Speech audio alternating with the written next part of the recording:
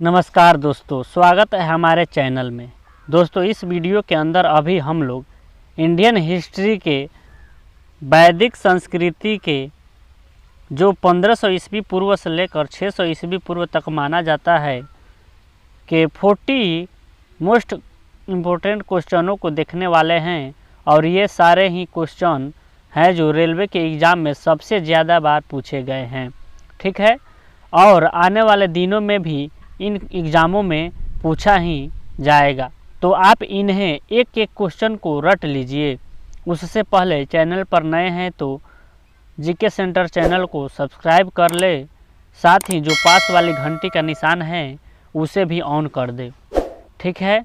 तो चलिए दोस्तों देखते हैं, ऑन कर दे। और दोस्तों, ये लूसेंट जीके से हमने इन क्वेश्चनों को लिया है जो आने वाले आरआरबी एनटीपीसी ग्रुप डी के एग्ज़ाम के दृष्टिकोण से मोस्ट इम्पोर्टेंट होने वाला है। और दोस्तों, ये जितने क्वेश्चन हमने लिए हैं ये सभी पिछले 20 वर्षों से लगातार पूछे जा रहे हैं। तो चलिए दोस्तों शुरू करते हैं और देखते हैं। देखिए, यहाँ पर हमारा पहला क्वेश्चन है, पूर्व वैदिक या ऋग्वैदिक संस्कृति के काल किसे माना जाता है। तो इसका राइट आंसर हो जाएगा 1500 ईस्वी पूर्व से लेकर 1000 ईस्वी पूर्व तक माना जाता है। करेक्ट आंसर हो जाएगा ऑप्शन नंबर ए। नेक्स्ट क्वेश्चन है, उत्तर वैदिक संस्कृति के काल किसे माना जाता है।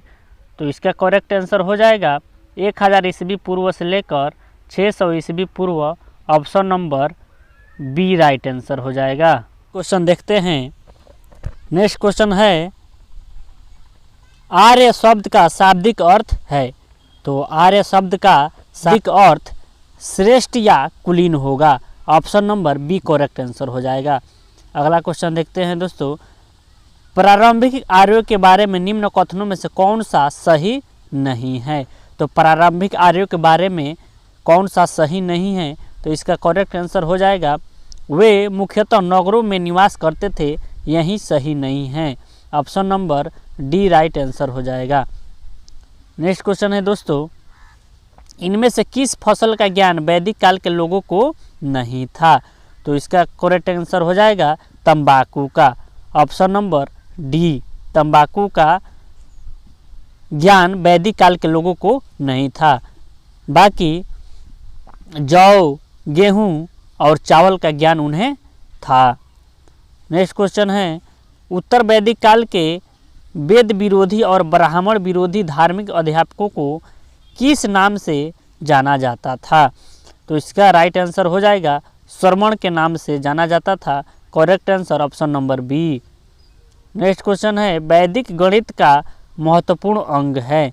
तो वैदिक गणित का महत्वपूर्ण अंग हो जाएगा शुल्क सूत्र, option number C correct answer हो जाएगा। अगला क्वेश्चन है, किस वेद में प्राचीन वैदिक युग की संस्कृति के बारे में सूचना दी गई है। तो प्राचीन वैदिक युग की संस्कृति के बारे में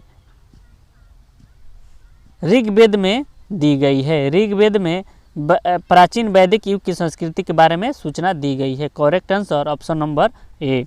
नेक्स्ट क्वेश्चन है, निम्नलिखित में से उत्तर वैदिक काल में लिखे गए ग्रंथों का सही क्रम कौन सा है। तो इसका राइट आंसर हो जाएगा वेद, ब्राह्मण, आरण्यक और Upanishad, option number A right answer. अगला क्वेश्चन देखते हैं। अगला क्वेश्चन है, वेदों की संख्या कितनी है। तो वेदों की संख्या 4 है, option number C correct answer हो जाएगा, ऋग्वेद, सामवेद, यजुर्वेद और अथर्ववेद। अगला क्वेश्चन है, कौन से 3 वेद संयुक्त रूप से त्रयी या वेद त्रयी कहलाते हैं। तो ऋग्वेद, यजुर्वेद और सामवेद, ये 3 संयुक्त रूप से त्रयी या वेद त्रयी कहलाते हैं, option number A correct answer हो जाएगा। नेक्स्ट क्वेश्चन देख लेते हैं दोस्तों। नेक्स्ट क्वेश्चन कह रहा है, भारत के राज चिन्ह में प्रयुक्त होने वाले शब्द सत्यमेव जयते किस उपनिषद से लिया गया है। तो इसका करेक्ट आंसर हो जाएगा मुंडकोपनिषद से लिया गया है, option number A correct answer हो जाएगा। नेक्स्ट क्वेश्चन है ऋग्वैदिक आर्यों का मुख्य व्यवसाय क्या था। तो ऋग्वैदिक के आर्यों का मुख्य व्यवसाय पशुपालन था। Option number B correct answer हो जाएगा। नेक्स्ट क्वेश्चन भारतीय संगीत का आदि ग्रंथ कहा जाता है।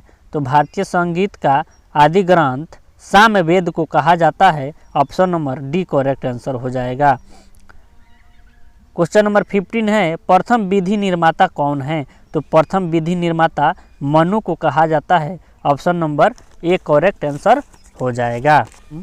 नेक्स्ट क्वेश्चन देख लेते हैं कृष्ण भक्ति का प्रथम और प्रधान ग्रंथ है।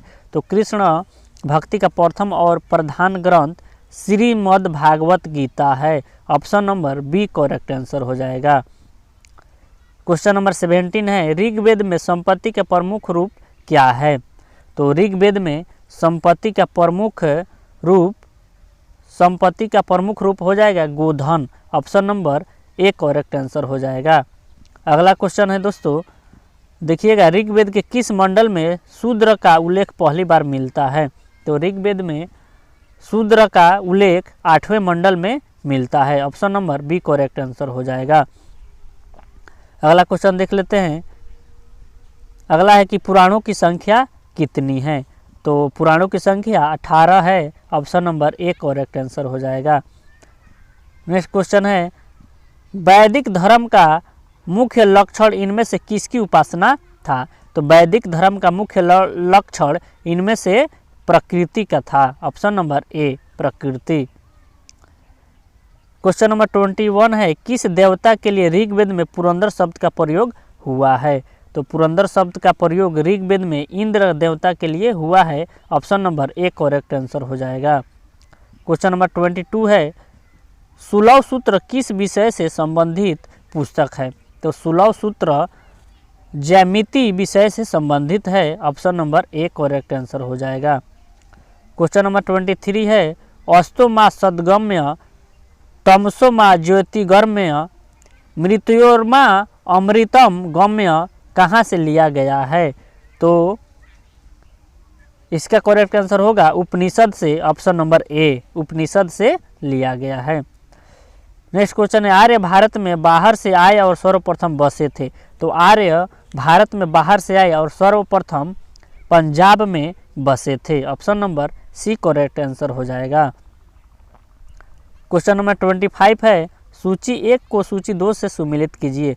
सूची 1 में है वेद और सूची 2 में है यज्ञकर्ता। तो